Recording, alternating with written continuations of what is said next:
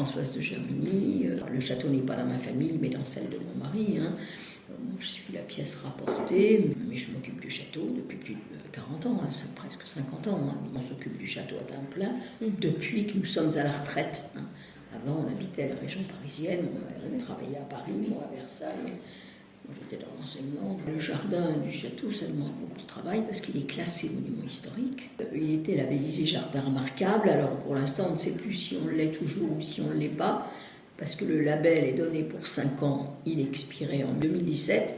Et depuis 2017, la commission qui s'occupe de ça en Auvergne ne s'est toujours pas réunie. Alors est-ce que le label coule toujours puisque la commission ne s'est pas réunie? Ou est-ce qu'il faut attendre que la prochaine commission se réunisse? On le récupérera, mais bon, voilà. Mais il est un jardin historique, il a été décrit par Montaigne en 1581, qui a dit qu'il était bon fruitier, mauvais légumier, par manque d'eau. Ce qui en faisait l'intérêt, c'était que les carreaux de légumes étaient enfoncés, entourés de murs de pierre de taille qui abritaient les légumes du gel. Donc vous voyez, c'est pour ça qu'il est classé monument historique. Il a conservé le dessin qu'il avait déjà en 1580. Alors on a le musée des mines d'argent, puisque aujourd'hui on ne peut plus faire visiter les galeries, tous les sites ont été fermés par mesure de précaution, et du coup on a un musée qui a fêté samedi ses 30 ans, qui retrace toute cette histoire minière qui a été très très importante, et en particulier au XIXe siècle. On pense qu'il y avait peut-être déjà quelque chose à Pongibaux au temps des Gaulois. Des Gallo-romains. On a trouvé pas mal de pièces de monnaie romaine dans le secteur qui laissent penser qu'il y avait peut-être déjà quelque chose au temps des Gallo-romains. Alors, le village porte le nom de Pongibaux à cause du comte mérovingien qui, au VIe siècle, a construit le premier pont connu sur la Sioule. Donc, un village qui se développe autour du pont, un château fort pour défendre le village. Et puis, ça s'est bien développé. Et Pongibaux, forcément devenu un village de passage, a grandi. Au Moyen-Âge, il était ville de foire. On a construit le château fort, alors tel qu'il est aujourd'hui, à la fin du XIIe siècle, au moment de la guerre entre les Français et les Anglais, suite à l'accession au trône d'Angleterre d'Henri Plantagenet, qui avait emporté la moitié de la France avec lui. Et puis après, donc, le village a continué à se développer jusqu'à la Révolution. Il a été fortifié au XVe par le maréchal de Lafayette. Pas seulement le château, mais tout le village aussi. Donc c'était quand même, avec pas beaucoup d'habitants, quand même un gros village. Nous, la famille s'est installée ici en 1756, donc on est la deuxième famille à habiter le château, parce que du constructeur jusqu'à 1756, c'était une seule lignée. Depuis 1756, c'est nous. Au moment de la Révolution française, le village de Pongibaux a été, à partir de 1792, assez agité. Tout ici a été pillé, vendu comme bien national, etc.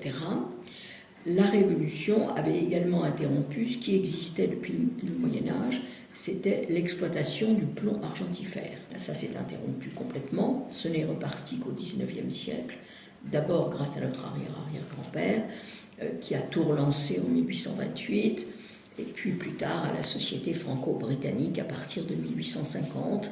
Et ça a amené beaucoup de prospérité à Pongibaux, avec une population qui dépassait les 1000 habitants largement, vous voyez, à l'époque, alors qu'on peine à 750 aujourd'hui, et qu'on n'arrive pas à avoir plus, parce que la commune est petite, ce n'est qu'un bourg, sans terre autour, donc il n'y a pas beaucoup de terrain constructible entre ce qui est en zone de protection des sources et ce qui est inondable. Il ne reste pas grand-chose pour que Pongibaux puisse se développer. On est entouré de grosses communes terriennes, mais nous, on n'est que le bourg-centre, et du coup, on n'a pas grand-chose comme terrain. Bon, ça c'est en gros très résumé, une petite histoire de Pongibaux. Après la fermeture des mines à la fin du XIXe siècle, la population a rebaissé, forcément. D'abord, tous les mineurs anglais sont partis, et puis la population sont allés chercher du travail ailleurs. Alors qu'au milieu du XIXe siècle, avec les mines, Pongibaux a été le plus gros employeur du Puy-de-Dôme. Au niveau du paysage, la commune elle-même, elle n'a pas beaucoup changé, parce que sur la commune, forcément, il y a des maisons qui se sont construites. Il y a eu le lotissement là-haut qui a pris une partie des terres agricoles, mais en dehors de ça, la commune est si petite qu'il n'y a pas beaucoup d'évolution du paysage. Les chambons, les jardins sont restés. Ce qui a un peu changé, c'est qu'on a construit le long de la route de la gare, parce que même le parc du château est en grande partie, dans sa presque totalité, sur la commune de Saint-Ours-les-Roches. Alors, il a été coupé en deux. Ça a modifié les paysages par la déviation de Pont-Gibaud. Mais elle n'est pas sur Pont-Gibaud, elle est sur Saint-Ours-les-Roches. Parce que je crois que sur le paysage lui-même, sur les bords de Sioule, etc., ce qui a modifié un peu quand même, c'est la construction de la mini-usine hydroélectrique. Je ne sais pas ce qu'elle produit, mais elle ne doit pas produire beaucoup, et qui a massacré un coin qui était très joli, qui était toutes les cascades de Pont-Gibaud. Parce que là, il y avait des cascades qui étaient assez jolies, qui étaient le résidu des coulées de lave, vous voyez, la fin des coulées de lave qui avait créé les cascades. Et ça a complètement disparu du paysage de Pont-Gibaud.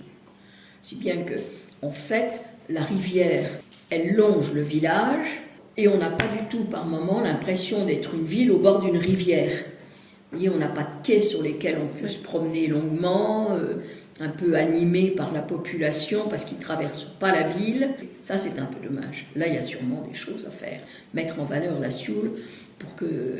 Bon, les gens s'y promènent un peu, mais elle est courte, la promenade jusqu'au camping.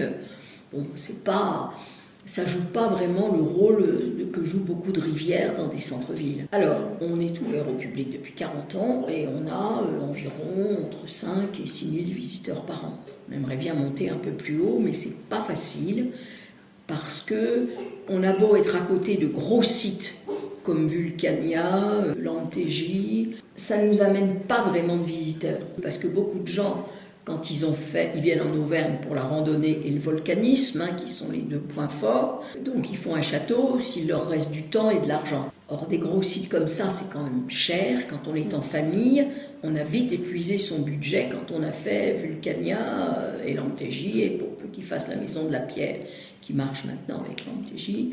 Donc nous, ça nous limite plutôt notre nombre de visiteurs plutôt que ça nous en apporte. C'est comme tout, le Futuroscope c'est pareil, il a fait le vide autour de lui. Vulcania c'est un peu ça, ça amène beaucoup de monde, mais ils viennent pour 3 jours ou 4 jours pour voir Vulcania, monter au Puy-de-Dôme et puis Lantégie, faire une petite randonnée et ça y est, c'est fini. Et c'est, les églises romanes et les châteaux du coin, c'est pas vraiment leur sujet. Il y en a quelques-uns, bien sûr, mais bon, pas autant qu'on pourrait croire. Voyez. Puis même du point de vue de la population du village, quand le lotissement a été construit, il n'y avait que des jeunes ménages avec des enfants. Maintenant, il y a belle lurette que les enfants sont partis et que les jeunes ménages sont devenus les grands-parents. Maintenant, ça recommence un peu dans l'autre sens, parce qu'il y a quand même pas mal de maisons qui se vendent, donc de jeunes ménages qui reviennent un peu.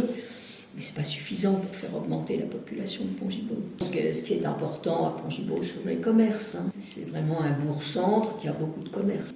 Avec le maire avec lequel j'ai travaillé quand j'étais premier adjoint, on s'est énormément battu pour recréer les commerces, etc. La mairie actuelle fait pareil.